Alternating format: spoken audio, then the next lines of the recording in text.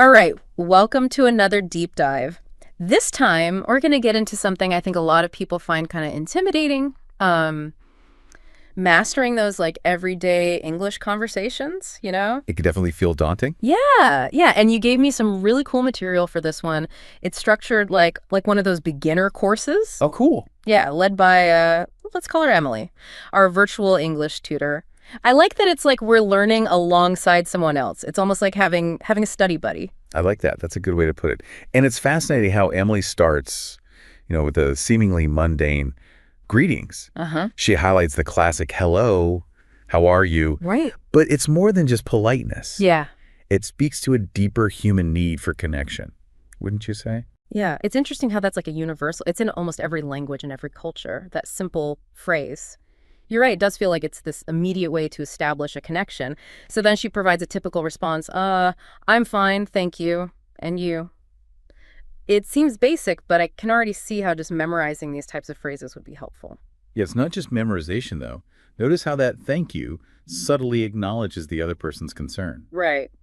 Right from the start. Yeah. We're sending signals about how we want to interact. It's like laying the foundation for a respectful exchange. So even as a beginner, I'm already communicating more than just the words. I like that. Okay, Emily moves on to introductions pretty quickly. Again, keeping it pretty structured with, my name is Emily. What is your name? Oh. I guess that makes sense for a beginner's lesson, but is that really how people talk? Well, it might seem a bit formal. But there's a reason for this structured approach. By phrasing it as a request, rather than a demand, Emily's example demonstrates respect and creates a welcoming tone. It's a subtle but important distinction, especially when you're trying to make a good first impression. Yeah, okay. And of course she throws in the classic, nice to meet you. That definitely adds a touch of warmth. I guess those little phrases go a long way in making someone feel more comfortable. Absolutely. It's like a verbal handshake, signaling a positive start to the interaction. And, just like handshakes vary across cultures, so do these introductory phrases. Makes you wonder about all the different ways people create that initial connection around the world, doesn't it? That is a good point. Yeah. Okay, next up. Emily dives into asking for help. And this is where things get interesting to me. She sets the scene as someone needing help understanding the language, which is probably a pretty common situation, especially like when you're traveling. I know I've definitely been there. Oh, for sure. It's a smart move by Emily to address this early on. She acknowledges that learners will inevitably encounter situations where they need help. And providing them with clear, polite phrasing like, excuse me, I don't understand this word. What does it mean? Empowers them to confidently seek assistance. It's all about removing those communication barriers. Yeah, I like that Emily also stresses the importance of starting with, excuse me. It might seem obvious, but even when you're struggling to communicate, basic courtesy goes a long way. Okay, now this is where things take a sudden turn. Emily goes from general help to a very specific scenario, ordering food. Why the laser focus on this particular situation? Well, think about it. When you're in a new environment, being able to order food is about more than just satisfying your hunger, right? Yeah. It's about independence and confidence. It's one of those basic needs that, when met, allows you to feel more comfortable and in control. Emily's tapping into something pretty fundamental here. That makes a lot of sense. So Emily's sample dialogue walks us through those key steps. You clearly state what you want. I would like a coffee, please. And then you even get to practice responding to that dreaded, would you like anything else question. I can definitely see how mastering this simple exchange would boost confidence for a new English speaker. It's more than just the words themselves. It's about understanding those unspoken conversational scripts. In many service interactions, upselling is simply part of the dance. Right. All right. By anticipating that question, you're better equipped to navigate the situation smoothly. Okay, now for the part everyone jokes about, talking about the weather. Emily gives us both a statement, it's a sunny day today, and a question, do you like rainy days? Right. It all seems very basic, but why even bother? Because it's more than just small talk, right? It's a universal icebreaker. A way to connect with others on something we all experience, regardless of background or culture. And by providing both a statement and a question, Emily highlights that, even with simple topics like weather. We have choices in how we approach the conversation. That is an interesting point. You can offer information, or you can invite someone to share their perspective. It's about being adaptable and controlling the flow of conversation, even as a beginner. And I think that's a great place to pause for now. What do you say? Yeah, let's take a breath. It's fascinating how something as simple as talking about the weather can reveal a lot about cultural differences. Yeah. Emily's examples are pretty straightforward, which is typical of like American communication style. Yeah. But in other cultures, weather talk might be more indirect or even tied to like specific social customs. It makes you realize that learning a language is about so much more than just vocabulary and grammar. You're also learning how people think, how they interact, their values, even their humor. It's like you're cracking a cultural code. Exactly. And that's where things get really interesting. Imagine the potential for miscommunication.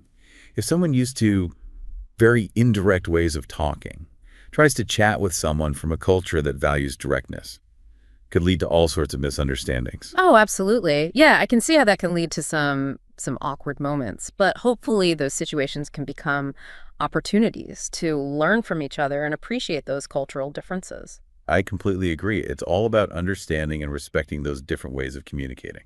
Okay, let's loop back to Emily's lesson. We left off on the topic of weather, but before that, we talked about introductions. And Emily emphasized the importance of that phrase, nice to meet you. It seems like such a small thing, but it really does add a level of warmth and friendliness, don't you think? Oh, absolutely. It's more than just politeness. It's about acknowledging the other person and signaling that you're open to like a positive interaction. Think about it. Meeting someone new can be inherently awkward, but that simple phrase helps smooth over those initial moments of uncertainty. It's like saying, hey, this is a good thing. Let's see where this goes. Mm-hmm. I never thought about it that way before. And I guess just like with greetings, there are probably all sorts of cultural variations on how people express that sentiment. Absolutely. The level of formality, the use of titles, even the physical gestures that accompany the phrase, all contribute to the message being conveyed. It's a fascinating area to explore. Okay, let's shift gears to a situation where you might need to call on all those cultural insights you've been gathering, Right. asking for help.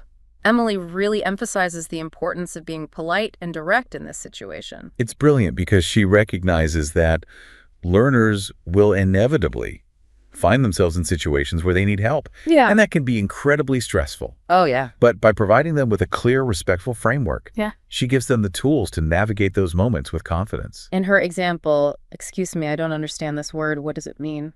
Oh, It's pretty straightforward, but it gets the job done right. exactly. It's polite, it clearly states the problem, and it provides a specific request for help. You can adapt this basic formula to all sorts of situations. It's a great takeaway for any new language learner. I also like how Emily doesn't just stop at asking for help. She also shows us how to respond when someone offers assistance. Her example, thank you, that's very helpful, is simple but effective. It shows appreciation and closes the communication loop nicely. It's a subtle but important detail. It demonstrates that you value the other person's effort and that you've successfully understood their explanation. It's all about those little social cues that make interactions smoother and more enjoyable. All right, now we're getting into a situation that makes me a little anxious. Even in my native language, ordering food, I'm curious to see how Emily tackles this one. Well, it's a smart choice to include this in a beginner's course. Ordering food involves a specific vocabulary and set of interactions that can be daunting for new language learners. Emily breaks it down into manageable steps, starting with the classic, I would like a coffee, please. It seems simple, but I can see how mastering that phrase would give someone the confidence to walk into a cafe and order something without feeling totally lost, you know? Yeah. What I find interesting is how Emily even anticipates those tricky upselling moments with the question, would you like anything else? It's a great example of how learning a language also involves understanding common conversational scripts. In many service interactions, upselling is simply part of the routine. By anticipating that question, you're better prepared to handle the situation smoothly and avoid feeling flustered. I like that Emily also includes a section on how to politely decline an offer. Yeah. Just in case you don't want that extra pastry or side of fries. Right. It's all about giving learners the tools to feel in control, even in unfamiliar situations. Exactly. It's about empowering them to communicate their needs and preferences effectively.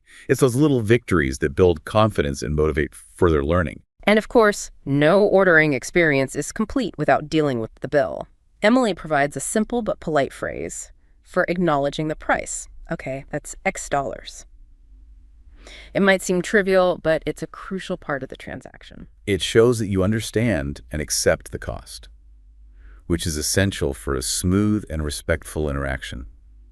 It's a small detail, but it speaks volumes about your understanding of social norms and expectations. It's amazing how much thought goes into even the most basic interactions. All right, I think we've covered a lot of ground here. Should we move on to Emily's final thoughts and wrap things up? Yes, let's wrap up our deep dive into Emily's beginner's course.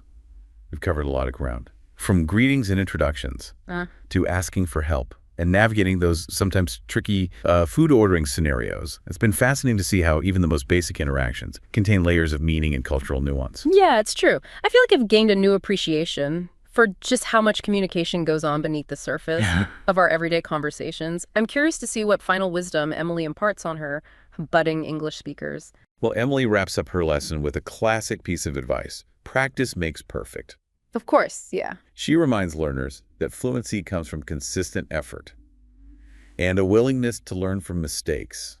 And I think that's a message that resonates beyond language learning. It applies to any skill we're trying to master. It's so easy to get discouraged when you're starting out, especially with something as complex as language learning. But Emily's message is a reminder to be patient with ourselves and trust the process. And I love her practical tip about practicing in front of a mirror. Oh, yeah, that's a good one. It's a great way to build confidence and work on your delivery without the pressure of an audience. It's a brilliant strategy. It allows you to become more aware of your body language, facial expressions, your overall presentation. It's like having a personal rehearsal space where you can experiment and refine your communication style. Okay, so we've extracted a ton of valuable insights from Emily's beginner's course. We've explored the building blocks of basic English conversation, uncovered hidden layers of meaning, and even touched on the fascinating world of cultural differences in communication. I have to say, I'm feeling pretty energized and ready to put all this knowledge into practice. I'm glad to hear that. And as you embark on your language journey, remember that it's not just about mastering grammar rules and memorizing vocabulary lists. It's about connecting with others, sharing experiences, and expanding your understanding of the world. It's an ongoing adventure filled with unexpected discoveries and moments of pure joy. Well said. And speaking of joy, I think one of the most rewarding aspects of language learning is that aha moment, when you finally understand a tricky concept or successfully navigate a real-world conversation. It's a feeling of accomplishment that makes all the effort worthwhile. Absolutely. Yeah. And those moments happen more and more frequently as you progress in your language journey. It's like climbing a mountain. The higher you climb, the more breathtaking the view becomes. So keep practicing, stay curious, and embrace the challenges along the way. You might be surprised at what you discover, both about the language and about yourself. That's such a great point, and I think that's a perfect note to end on. So to our listeners, we hope this deep dive has equipped you with the tools and inspiration to confidently navigate the world of English conversation. Remember, every interaction is an opportunity to learn and grow, so embrace the journey and enjoy the ride.